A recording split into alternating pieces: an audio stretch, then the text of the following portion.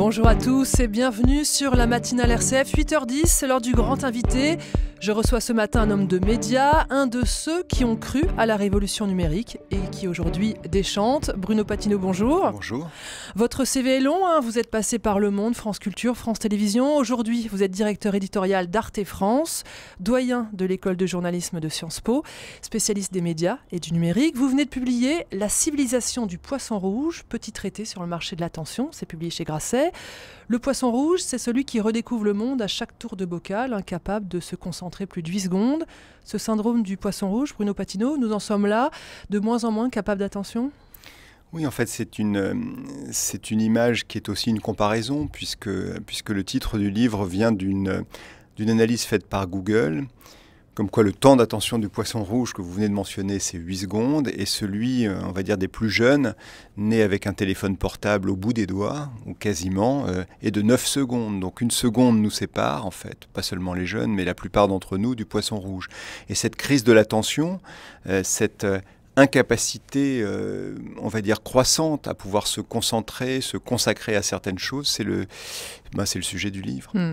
C'est la rentrée des classes et vous êtes inquiet pour notre jeunesse face aux écrans ? Je pense que, en tout cas, celle qui vit en ce moment, et pas seulement la jeunesse, mais nous-mêmes en tant qu'adultes, on est dans un moment un peu paroxystique, c'est-à-dire on est dans un moment où on n'a pas fait attention.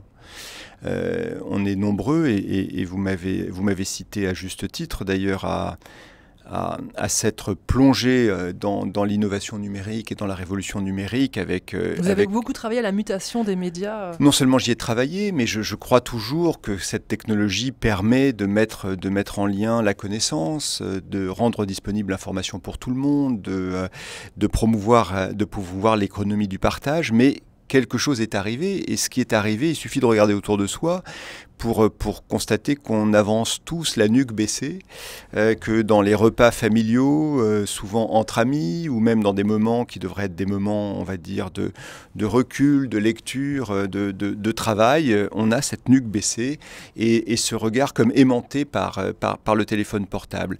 Et j'essaye de donner un début d'explication, expliquer que d'abord cette nuque baissée permanente, c'est un ensemble de pathologies qui existent vraiment. Vous parlez de servitude volontaire. Vous dites le temps des réseaux sociaux absorbe nos existences ? Oui, en fait. Regardons les choses. Il y a deux choses. D'abord, le temps. Le temps aujourd'hui, on a fait ce petit calcul où une société de conseil américaine a fait ce petit calcul, comme quoi nos journées ont plus d'une trentaine d'heures aujourd'hui, parce que si on met bout à bout tout le temps consacré aux choses habituelles, plus le temps consacré aux écrans, on arrive à 30 heures. Mais la deuxième chose, quand je parle de servitude ou d'assuétude, c'est parce qu'en fait, on n'est plus totalement libre. Je parle de pathologies comme la nomophobie, par exemple. La nomophobie, ça veut dire être incapable de se passer de son portable. C'est un drame si on me prive de son portable. Qui peut dire autour de nous qu'il ne connaît personne atteint de ce syndrome ? Moi-même, j'en suis évidemment atteint. Je parle de syndromes comme le syndrome d'anxiété, cette espèce de volonté qu'on a en permanence de savoir si on a été suivi dans les réseaux sociaux, si on a été liké, comme on dit, si on a été partagé, si nos photos ont subi des réactions. Je parle du syndrome d'atazogoraphobie, c'est-à-dire le syndrome d'être oublié. À un moment donné, personne ne m'a sollicité. Qu'est-ce qui se passe ? Pourquoi depuis 1 minute 30, je n'ai pas reçu une alerte sur mon téléphone portable me montrant qu'on avait cette sollicitation ? Eh bien, ceci, évidemment, est une sorte de servitude parce que presque à notre corps défendant, presque comme des boulimiques, on s'y jette, et autour de nous, beaucoup de personnes s'y jettent. Et ce que j'essaye d'expliquer dans le livre, en dehors de décrire ces symptômes, c'est de dire que tout ça a une explication. Et une explication économique. Oui, c'est une explication économique, ça n'est pas une explication technologique, et c'est en ça que je continue à espérer beaucoup du numérique, c'est-à-dire que je crois qu'à un moment, certaines sociétés, comme il est normal, ont choisi comme modèle économique de se rémunérer via le temps qu'on leur consacre, via la publicité ou d'autres choses, c'est-à-dire que plus vous consacrez de temps à un certain nombre d'applications, eh bien, mieux elles gagnent leur vie. Alors vous allez me dire, c'est le modèle des médias traditionnels, en tout cas de ceux qui se financent par la publicité, et vous aurez raison de le dire, mais je dirais que là, il y a deux grandes différences. La première, c'est ça, cette économie de l'attention ? Oui, l'économie de l'attention, c'est simplement ça, ce qu'on a appelé à un moment donné le temps de cerveau disponible. Mais le numérique y a apporté deux grandes différences.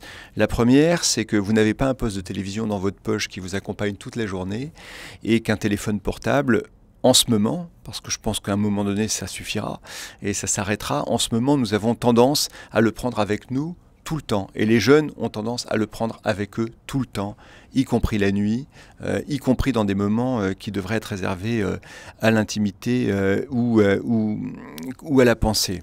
Par ailleurs, la deuxième grande différence, c'est que lorsqu'un média essaie d'attirer votre attention, il le fait, j'allais dire, il essaie d'attirer l'attention d'une masse, d'un grand nombre de personnes, et en cela, il n'est pas forcément très efficace, ou en tout cas très précis.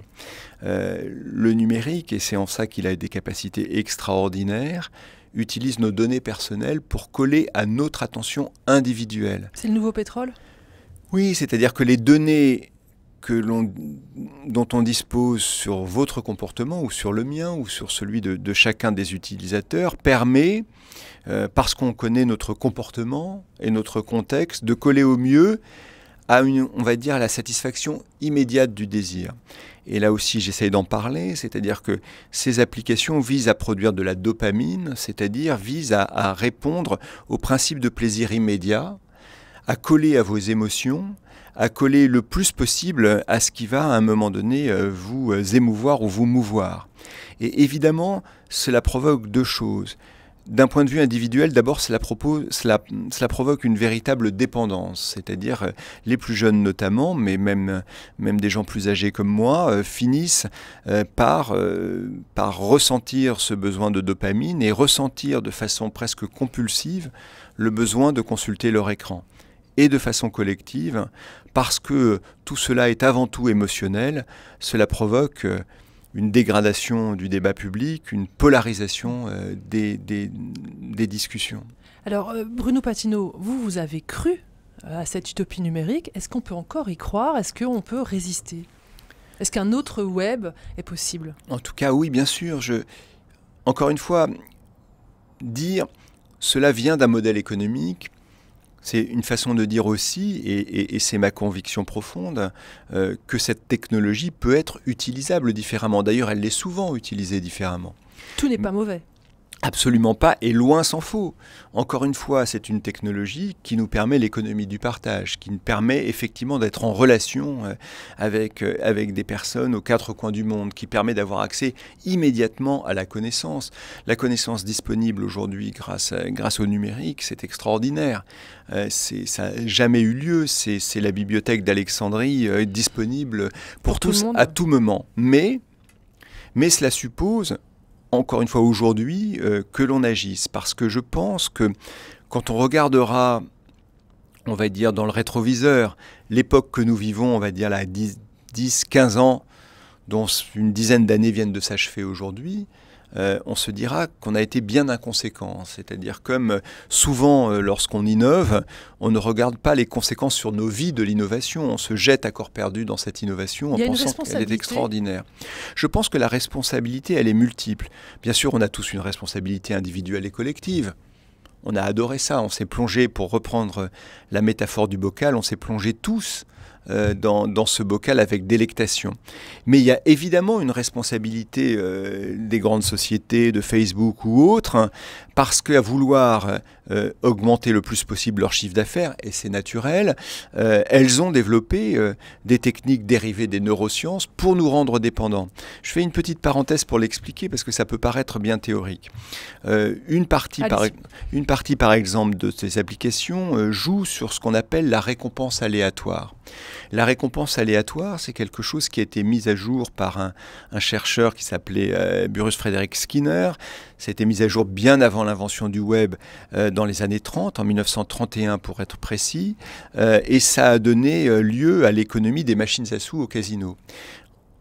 Ce chercheur a mis une souris dans une boîte et en présence d'un distributeur de nourriture. Et il a constaté quelque chose de très simple, c'est que à chaque fois que la souris appuyait sur le bouton du distributeur de nourriture, il tombait de la nourriture, alors la souris devenait maîtresse de l'instrument. Elle appuyait quand elle avait faim. Et c'était formidable. Et puis, de façon un peu perverse, il a modifié le fonctionnement du distributeur de nourriture. De temps en temps, il tombait de la nourriture, de temps en temps, il n'en tombait pas, de temps en temps, il en tombait beaucoup, de temps en temps, il en tombait peu. Et là, ça rend fou. Et qu'est-ce qu'il a constaté? La souris est devenue folle, c'est-à-dire qu'elle appuyait tout le temps de façon compulsive sur le bouton, même quand elle était rassasiée, même quand elle disposait de beaucoup de nourriture. Parce que l'incertitude l'avait rendue, si je puis dire, dingue et faisait qu'elle appuyait en permanence. Et cette métaphore, vous l'appliquez aux réseaux sociaux? C'est parfois je intéressant et souvent pas? Je ne l'applique pas seulement aux réseaux sociaux, c'est les créateurs des réseaux sociaux eux-mêmes qui l'appliquent en expliquant qu'ils ont développé une économie de casino et qu'un réseau social, ça marche exactement comme une machine à sous. Alors ça ne vous fait pas gagner de l'argent, mais de temps en temps, ça vous met en présence de quelque chose que vous trouvez formidable. De temps en temps, ça vous met en présence de quelque chose que vous trouvez dérisoire et absolument pas important. Et donc, ça vous pousse à le consulter en permanence. Bruno Patinaud, face à ces dérives que vous venez de dénoncer, que vous dénoncez dans ce livre, la réponse, elle est individuelle, elle est politique? Elle est des deux. Moi, j'ai appelé ça dans le dernier chapitre combattre et guérir, ou guérir et combattre, comme vous le voudrez, parce que je pense qu'elle est à deux niveaux. La première, c'est qu'elle ne sera pas automatique, c'est-à-dire je ne pense pas que l'autodiscipline, pour le côté individuel... Vous ne croyez pas aux bonnes résolutions de Twitter, Facebook, ça... Ou l'autorégulation, pour parler des sociétés, c'est-à-dire le bon, suffisent? Non, pas du tout, parce qu'on ne peut pas demander à une société à un moment donné de diminuer par elle-même son impact financier et son impact concurrentiel. Mais je pense que le temps est arrivé pour que la discussion s'engage de bonne foi, y compris des deux parties. Parce que d'abord, on a tous conscience de ce qui est en train de nous arriver. Mon petit livre essaye de poser des mots, mais le ressenti est général. Et par ailleurs, ces sociétés même, elles, et là j'essaye de le décrire, se sentent emportées par ce paroxysme de l'économie de l'attention, les fausses nouvelles, le faux, les faux comptes, les discours de haine, tout ça est d'une certaine façon, c'est une conséquence, pas la conséquence unique, mais une conséquence de ce mécanisme-là. Et donc, poser des cadres, poser des règles qui ne soient pas juste des règles, j'allais dire, de bonne conduite. Le risque, le risque n'est-il pas d'atteindre à la liberté dans ce cas-là, si on pose des règles? Écoutez, prenons l'univers des médias. Tous les médias répondent à des règles qui ont été élaborées collectivement. Ça n'empêche absolument pas leur liberté éditoriale. À un moment donné, on pose des règles quand une question de santé publique, ou si j'ose dire de santé collective, est enclenchée. Je pense que c'est le cas. Poser des règles, ça n'est pas les faire disparaître, ça n'est pas les empêcher de croître pour ces sociétés. Poser des règles sur le fonctionnement des algorithmes ou le fonctionnement du modèle économique de ces systèmes, ça n'est pas atteindre à la liberté d'expression. C'est au contraire la préserver, parce qu'aujourd'hui, je pense qu'une des errances, c'est par rapport à on va dire, toutes ces dérives, j'ai cité les fausses nouvelles et j'ai cité les discours de haine, d'essayer d'atteindre à ce qui est dit sur ces réseaux, alors que c'est la façon dont c'est ordonnancé, qui aujourd'hui nous rend dépendants. Bruno Patinaud, comment au temps des algorithmes et des réseaux sociaux rester un média qui parie sur l'intelligence de son public? Dans la question, il y a la réponse. C'est-à-dire qu'à un moment, si vous voulez... On peut faire abstraction de tout ce que nous apportent les neurosciences, de tout ce que... Non, bien sûr. Mais d'abord, un algorithme, c'est une formule mathématique. Donc un algorithme, ça se programme pour faire ce qu'on lui demande de faire. Aujourd'hui, les algorithmes de ces grandes plateformes sociales-là sont calibrés ou sont pensés pour capter le plus de temps possible chez nous. Mais moi, j'ai souvent dit que si, je reprends l'exemple de Facebook, si Facebook, par exemple, avait été un modèle non-profit, c'est-à-dire un modèle non orienté sur le bénéfice, ou de l'autre côté même un modèle fonctionnant sur abonnement, son algorithme aurait été calibré de façon totalement différente. Nous avons dans beaucoup de plateformes qui fonctionnent différemment des algorithmes qui parient sur la découverte, non pas des algorithmes qui parient sur la dépendance. Donc d'abord, l'algorithme en lui-même n'a pas de valeur morale, si vous voulez. Derrière, il y a des hommes qui le calibrent comme ils le souhaitent. Et puis par ailleurs, je pense encore une fois que tout ça s'équilibre à un moment donné. Vous avez mentionné Arte où je travaille, nous sommes présents sur le numérique, nous parions sur la recommandation humaine, parce qu'on pense à un moment donné que la recommandation humaine, elle empêche, si vous voulez, la standardisation de l'offre et l'enfermement de la demande. Donc je pense que le moment paroxystique que l'on a connu aujourd'hui va diminuer et qu'on va retrouver à un moment toutes sortes de médias. Bruno Patinaud, votre conseil de rentrée, c'est tenter de se déconnecter ? Mon conseil de rentrée, oui, c'est tenter de se déconnecter, en tout cas s'éduquer tous collectivement, parce que c'est un effort collectif pour justement redevenir maître de ces appareils. Ce sont ce sont de bons serviteurs, comme me le disait un ami hier, filant la métaphore avec l'argent, ce sont de bons serviteurs, mais de très mauvais maîtres. Merci beaucoup Bruno Patinaud d'avoir été le grand invité de notre matinale. Peut-être un dernier mot. Dans votre livre, vous citez de grandes figures chrétiennes, Saint Benoît et Teilhard de Chardin. Allez, comment Teilhard de Chardin peut-il nous aider à comprendre ce monde numérique qui nous absorbe ? Je cite Teilhard parce qu'il était au début, en tout cas, son nom et sa référence apparaissaient au début des utopies numériques. Quand certains ont pensé, notamment en Californie, ce qui va paraître étrange, que interconnecter tout le monde, c'était créer la noosphère. Mais finalement, ça reste une utopie valable, c'est-à-dire que au lieu de créer une aréna permanente où je vais être un peu vulgaire, on passe son temps à s'engueuler, essayons d'utiliser ces outils pour créer une conscience universelle. Merci beaucoup Bruno Patinaud d'avoir été notre grand invité. Je rappelle votre livre, La civilisation du poisson rouge, petit traité sur le marché de l'attention, c'est publié chez Grasset.